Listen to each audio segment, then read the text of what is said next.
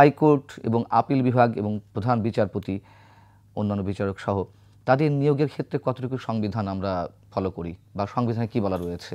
দেখুন, যে আমাদের তো সংবিধান যেটা আছে এটা হচ্ছিল দেশের সর্বোচ্চ আইন, এবং সংবিধানের হচ্ছিল article 95 relates to appointment of জাজেস অফ দ্য সুপ্রিম কোর্ট। তো সেখানে সুপ্রিম কোর্টের জাজ হিসাবে নিয়োগের ব্যাপারে 4টি যোগ্যতার কথা বলা হয়েছে। একটা হলো যে ওনাকে বাংলাদেশের নাগরিক হতে হবে, প্রথম যোগ্যতা। দ্বিতীয় যোগ্যতা হলো যে যদি আইনজীবী হন সেক্ষেত্রে সুপ্রিম কোর্টে তার 10 বছর আইনজীবী হিসাবে অভিজ্ঞতা থাকতে হবে।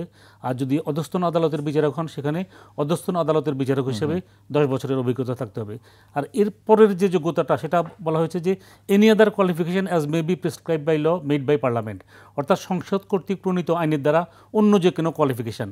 এটা এই যে বাংলাদেশ অভ্যুদয় পরবর্তী আজকে 53 বছর হতে চলল, ওই আইনটা কিন্তু আজ পর্যন্ত করা হয় নাই, যে বিচারকদের যোগ্যতা নির্ধারণ আইন। অর্থাৎ এখন আপনি ধরো আমাদের বিচার বিভাগ তো 2 ভাগে বিভক্ত, একটা হচ্ছিল হায়ার জুডিশিয়ারি আর একটা হলো সাবঅর্ডিনেট জুডিশিয়ারি। এখন ধরেন 2টা ক্লাসকে করা হয়েছে, যে কোয়ালিফাই করা হয়েছে। 2 classes of persons have been made qualified to be judges of the Supreme Court. একটা ক্লাস হলো এই সুপ্রিম কোর্টের প্র্যাকটিসিং লয়ার, আর আরেকটা ক্লাস হলো অধস্তন আদালতের বিচারক। তাহলে এখানে যেহেতু 2টা ক্লাসকে আপনার কোয়ালিফাই করা হয়েছে, তাহলে হুইনেভার দেয়ার ইজ এনি অ্যাপয়েন্টমেন্ট 50-50 যাবে, 50% যাবে লয়ার থেকে, 50% যাবে হলো জাজ থেকে। এটা কিন্তু আমাদের কোনো পলিটিক্যাল গভর্নমেন্ট এটা কিন্তু ফলো করে না। দলীয় বিবেচনায় মুখ দেখে নিয়োগ দেওয়া হয়, এবং দেখা গেছে যে অধিকাংশ নিয়োগের ক্ষেত্রেই 80% যায় লয়ার থেকে, 20% যায় সাবঅর্ডিনেট জুডিশিয়ারি থেকে। এখন এই যে সাবঅর্ডিনেট জুডিশিয়ারি থেকে যে নিয়োগ যে হয়, এখানে দেখা যাচ্ছে যে গত 20 বছর সাবঅর্ডিনেট জুডিশিয়ারি থেকে যত বিচারক নিয়োগ হয়েছে প্রত্যেকের ক্ষেত্রে কিন্তু সুপারসেশন হয়েছে, অর্থাৎ জ্যেষ্ঠতার লঙ্ঘন হয়েছে। এখন আপনি জ্যেষ্ঠতা কীভাবে নির্ধারণ হয়? আমরা যখন চাকরিতে ঢুকেছি তখন পাবলিক সার্ভিস কমিশনের মাধ্যমে আসতে হতো, এখন আসে হলো জুডিশিয়াল সার্ভিস কমিশনের মাধ্যমে। এখন পাবলিক সার্ভিস কমিশনের 1200 মার্কসের রিটেন পরীক্ষা, 200 মার্কসের ভাইবা পরীক্ষা। তো ওই পরীক্ষায় আপনাকে কোয়ালিফাই করে তারপরে ওরা যে গ্রেডেশন করে দেয় সেটাই আপনার জ্যেষ্ঠতার তালিকা।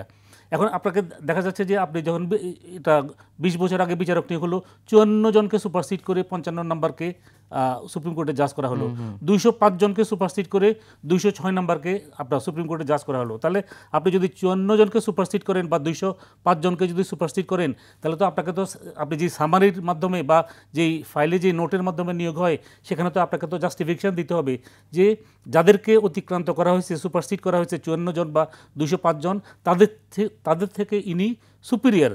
যে কেন কীভাবে সুপিরিয়ার? মেধার দিক থেকে সুপিরিয়ার, দক্ষতার দিক থেকে সুপিরিয়ার, এবং তিনি হলো সততা বা ন্যায়পরায়ণতা সব দিক থেকে সুপিরিয়ার।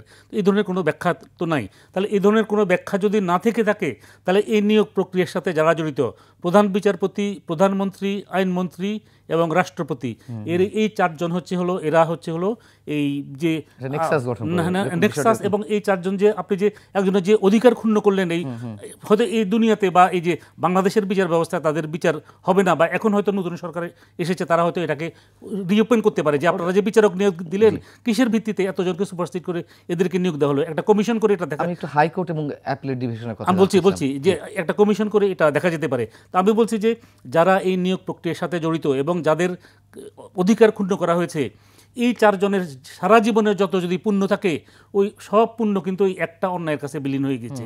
আর আপনি বলছেন যে এই যে হাইকোর্ট ডিভিশন থেকে অ্যাপিলেট ডিভিশনে, হাইকোর্ট ডিভিশন থেকে অ্যাপিলেট ডিভিশনে যখন দিবে, হাইকোর্ট ডিভিশনে যারা জ্যেষ্ঠ ওরা কিন্তু অ্যাপিলেট ডিভিশনে যাবে। কিন্তু বর্তমান সরকার তাদের এই যে গত 14 বছরের শাসনামলে এই জ্যেষ্ঠতা, হ্যাঁ আগের সরকার এই জ্যেষ্ঠতা কিন্তু মেনটেন করে নাই। এবং চিফ জাস্টিসের ক্ষেত্রে যিনি সিনিয়র মোস্ট উনি চিফ জাস্টিস হবেন, তারা কিন্তু সেটা কিন্তু এটা শুধু গত 15 বছর না, এর আগেও তো দেখা গেছে, এর আগেও হয়েছে, অর্থাৎ এটা মেনটেন করে নাই। এখানে দেখা গিয়েছে যে আমি বলবো যে যদিও স্বৈরশাসক বলা হয় এরশাদ সাহেবকে, কিন্তু তার চেয়ে কিন্তু আমাদের যে বিগত জ্যেষ্ঠতার ভিত্তিতে নিয়োগ, এটা কি সংবিধানে উল্লেখ আছে? 250-টিরও বেশি ডিজাইন অপশন নিয়ে ওয়ালটন স্মার্ট ফ্রিজ, বোঝে আপনার প্রয়োজন।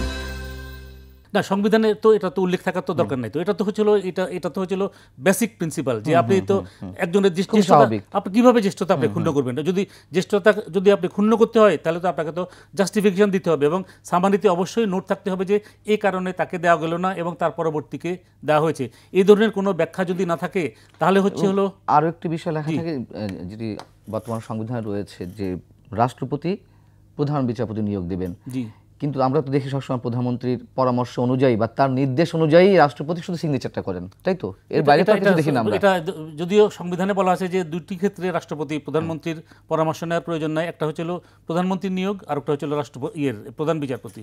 তো প্রধান বিচারপতি নিয়োগের ক্ষেত্রে আমরা দেখেছি যে ল মিনিস্ট্রি থেকে সামারি যায় প্রধানমন্ত্রীর কাছে, প্রধানমন্ত্রী থেকে সামারি যায় হচ্ছিল রাষ্ট্রপতির কাছে। রাষ্ট্রপতির কার্যালয় কিন্তু এই ফাইল ইনিশিয়েট করে না। তো সুতরাং সেখানে হচ্ছিল রাষ্ট্রপতির স্বেচ্ছাধীন ক্ষমতা প্রয়োগের মাধ্যমে কোনো কিছু করারই আমাদের দেশে সুযোগ নাই।